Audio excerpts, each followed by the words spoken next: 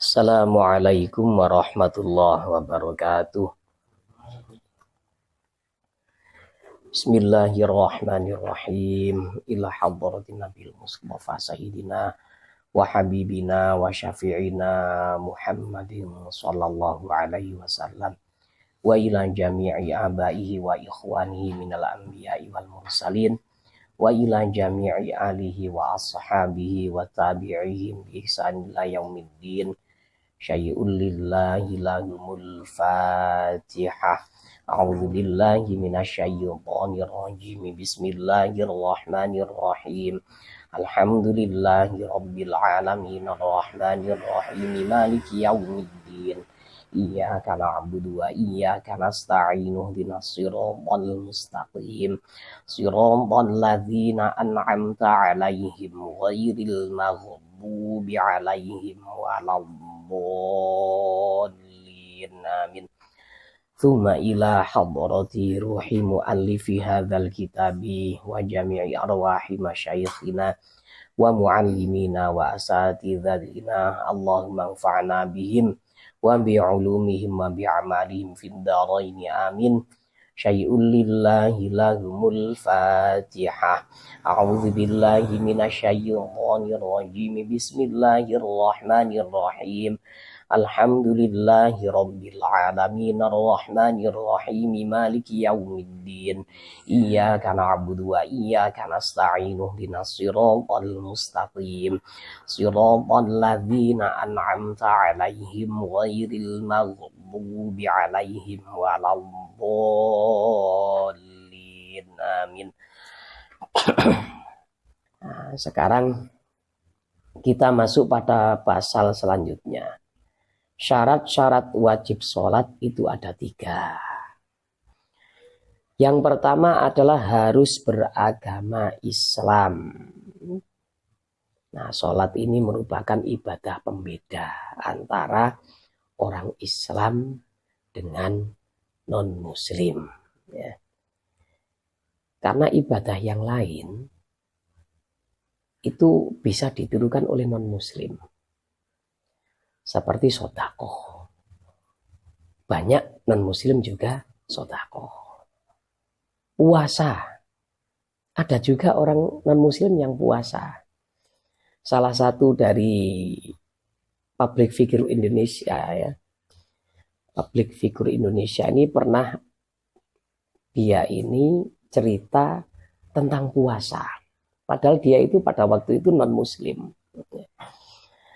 Nah, terus pengalamannya ketika cerita masalah puasa itu ya sama dengan yang kita alami ketika kita puasa. Ya. Seperti hati ini menjadi lebih lembut, kemudian kita itu lebih semangat dalam hal-hal positif. Terus terjaga dari berbagai bentuk kegiatan-kegiatan negatif. Itu dijadikan seperti itu ya. Dan juga kesehatannya juga bisa terjaga ya. Ini public figure ini sebelum masuk Islam dia sudah puasa ya. Masya Allah ya. Nah, tapi kalau urusan sholat, nah, sholat ini yang punya hanya umat Islam ya. Nah, jadi ada sebuah hadis ya yang kurang lebih artinya seperti ini. Perbedaan antara seorang muslim dengan non-muslim adalah sholat. Ya. Jadi sholat ini tidak wajib dikerjakan oleh orang kafir yang asli. Maksudnya dia ini mulai kecil sudah tidak beragama Islam. Mulai kecil ya. Sampai dewasa dia masih beragama bukan Islam. Maka ketika dia ini masuk Islam, misalkan mulai balik sampai umur 60 ya, baru masuk Islam, maka mulai dari awal balik sampai dia masuk Islam ini sholat-sholat yang ia tinggalkan karena dia belum Islam, ini tidak ada yang wajib untuk diqodoi. tidak ada yang wajib. Ini kemurahan Islam ya. Gunanya apa? Ya supaya orang itu tertarik untuk masuk Islam gitu. Nanti kalau ada orang kafir misalkan ya, saya lihat agama Islam kok bagus ini, saya tertarik, nilai-nilai positifnya banyak. Bagaimana caranya masuk Islam? Gampang, dijawab, syahadat. Habis itu sholat. Antum sudah tidak sholat selama 45 tahun, harus dikodok, nggak jadi masuk Islam. Wah, ya ini tidak jadi masuk Islamnya ini gara-gara apa? Sudah ditakut-takuti dengan pekerjaan yang berat ya. Ya jangankan apa, jangankan 50 waktu ya. Jangankan ngodok selama 45 tahun ya. 5 waktu sendiri tiap hari, ini banyak orang yang jarang ngerjakan itu. Banyak orang yang merasa berat untuk mengerjakan, terlebih-lebih sholat subuh ya.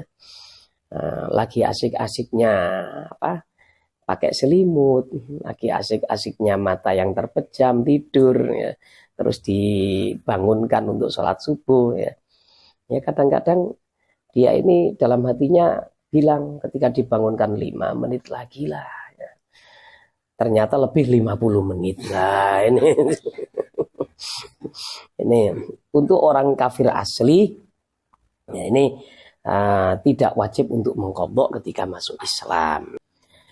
Kalau orang itu murtad, murtad ini dalam artian orang ini pernah menjadi seorang muslim kemudian keluar dari agama Islam, maka di masa-masa dia ini tidak Islam ya, di masa-masa murtadnya dia ini tetap kena taklif.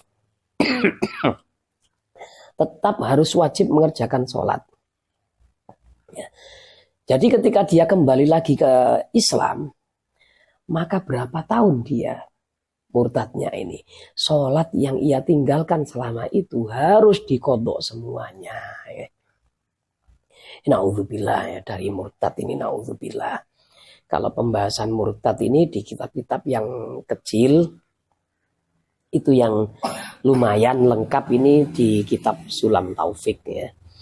Ini nanti ya, kalau ada kesempatan kita bahas ya, masalah asbabur riddah ini, sebab-sebab keluar dari agama Islam. Ya memang Sulam Taufik ini kitabnya agak sedikit keras ya. Yang kedua adalah sudah baligh. Maka karena syarat wajib sholat ini harus baligh orangnya, anak kecil baik laki-laki maupun perempuan, nah, ini tidak wajib untuk melaksanakan sholat ya. Nah, tetapi perintah Rasulullah Shallallahu Alaihi Wasallam ya, anak ini harus diperintah sholat ketika berumur 7 ya. Karena sholat ini ibadah yang sifatnya paling urgent ya, paling penting. Karena kalau orang itu sholatnya ini benar, maka ibadah yang lain ini yang akan dia jalankan ini terasa ringan ya. Jadi ketika sholatnya baik, maka ibadah yang lain ini baik. Maksudnya apa? Dia mengerjakan ibadah yang lain ini tidak ada rasa berat. Orang yang sholatnya benar, kalau disuruh puasa, siap. Disuruh bayar zakat, ya siap. Nah ini, bukti orang ini sholatnya baik. Kalau orang ini sholatnya tidak baik, ya pasti disuruh puasa ya. Paling jam berapa itu sudah rokokan. Paling ya itu sering bolong puasanya gara-gara sholatnya kurang baik. Sholat yang baik itu yang seperti apa?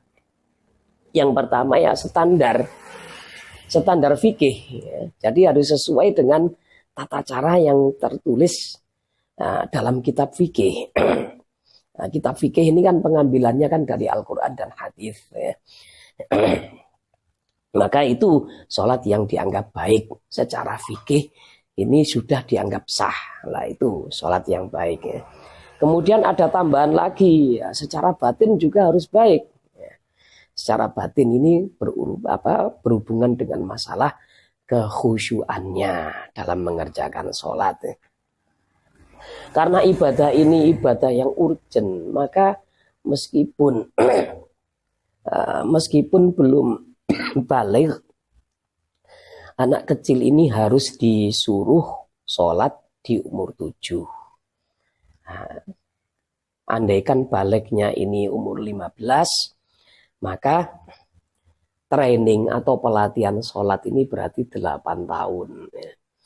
Dalam 8 tahun kalau dilatih betul, ya, orang tuanya betul-betul telaten, open, lah ini, maka nanti ketika umur 15, tanpa disuruh itu sudah mengerjakan sholat dengan sendirinya. Nah, awal-awalnya dari umur 7 ini anak ini disuruh sholat dengan perintah yang biasa-biasa saja, tanpa ada kekerasan ya. Kalau meninggalkan sholat ya tidak usah dimarahi berlebihan, cukup diomongi saja. Ayo tadi tidak sholat isya, maghrib kok sudah tidur. Nah gitu saja. Tapi kalau meninggalkan sholat untuk anak kecil ya, kalau sudah umur 10 tahun, ini orang tua harus bertindak. Harus ada tindakan, harus ada hukuman fisik. Kalau hukuman berupa dimarahi, ya, anak ini tidak akan jerah. Tapi harus ada hukuman fisik seperti dicubit atau dipukul dengan syarat tidak membahayakan. Jadi tidak benar kalau ada anak kecil tidak sholat kemudian dipukuli akhirnya masuk rumah sakit, ini tidak boleh kayak gini ya. Jadi dengan catatan ghairu mubarrih ya, dan memberi efek jerah. Lah itu sudah ya catatannya untuk menghukum anak yang tidak sholat. Ini.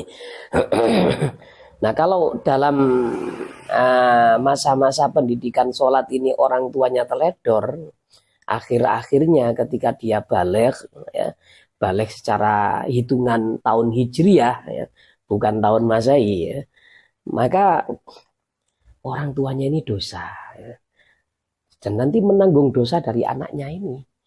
Nah, kenapa dulu ketika masih kecil tidak dididik dengan benar ya, nanti ketika anaknya tidak sholat gara-gara orang tuanya kurang telaten dalam mendidik masalah sholatnya, orang tuanya dapat kiriman dosa terus. Nah ini Masya Allah, ini sholat kalau dalam hadis itu sholat itu diibaratkan seperti kepala pada badan. Jadi manusia itu dia akan diterima oleh semua kalangan ketika dia masih punya kepala. Kalau tidak punya kepala tidak akan diterima. Contohnya ketika malam hari rumah panjenengan ini diketuk pintunya, tok tok tok tok, assalamualaikum, ada suara, kemudian dibuka, ada orang tidak punya tangan, dia punya kaki, maka kita masih mau menerima, monggo pinarak masuk kita jamu ya, nah, kita hormati. Kemudian ada orang masuk, ada orang mengetuk pintu, tidak punya kaki, kita masih ada rasa kasihan, kita terima, silakan masuk, monggo ya. Ini ada orang tidak punya kaki, itu kasihan, Masya Allah ya. Nah, kemudian kita santuni ya. Tapi ketika yang mengetuk ini tidak ada suara, tok tok tok tok tok, siapa itu? Tok tok tok tok tok, dibuka tidak ada kepalanya. Otomatis ya paling yang bukakan pintu langsung pingsan di tempat, insya Allah. Ini jadi ibadah yang paling penting dan ibadah yang pertama kali dihisab ya. Ibadah yang pertama kali dihisab ini adalah sholat ya. Kalau sholatnya ini baik, maka yang lain ini tidak usah diteliti. Ya. Zakatnya bagaimana? Tidak usah dilihat dengan teliti. Cukup kitabnya ini cukup dibuka-buka, tidak usah dilihat dengan seksama. Lah seperti itu ya. Nih, jadi pendidikan anak ketika awal disuruh sholat ini di umur 7, kemudian kalau umur 10 meninggalkan sholat ini harus ada tindakan ya.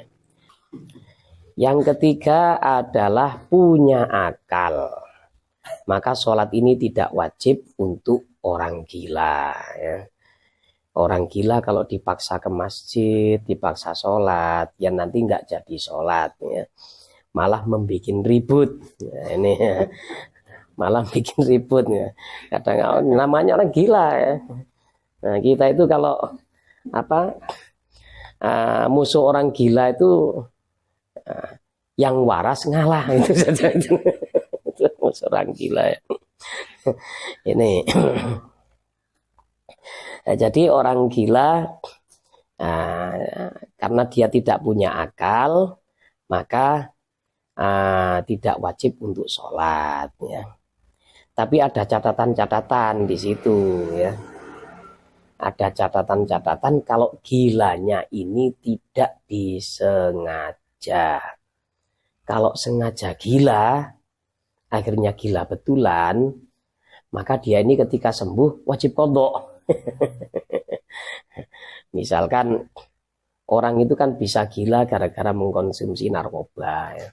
Mengkonsumsi narkoba berlebihan, maka dia ini akan menderita cacat otak secara permanen. Ini saya informasi seperti ini saya dengarkan dari Badan Narkotika Nasional ini ya, dari Ketua BIN Kabupaten kita ini. Jadi mengkonsumsi sekali saja mengkonsumsi narkoba, maka otak ini akan cacat secara permanen. Ya, jadi lemah sudah otaknya, ya, enggak bisa, biasanya bisa sempurna mikir ini, mikir itu. Gara-gara narkoba nantinya akan ada kelemahan ini dalam otaknya. Ya. Nah, kalau dia ini sengaja untuk gila, ya mungkin kenapa? Kalau dipikir-pikir sengaja gila itu kenapa ya? Ya mungkin banyak utang kali supaya tidak ditagih sengaja gila.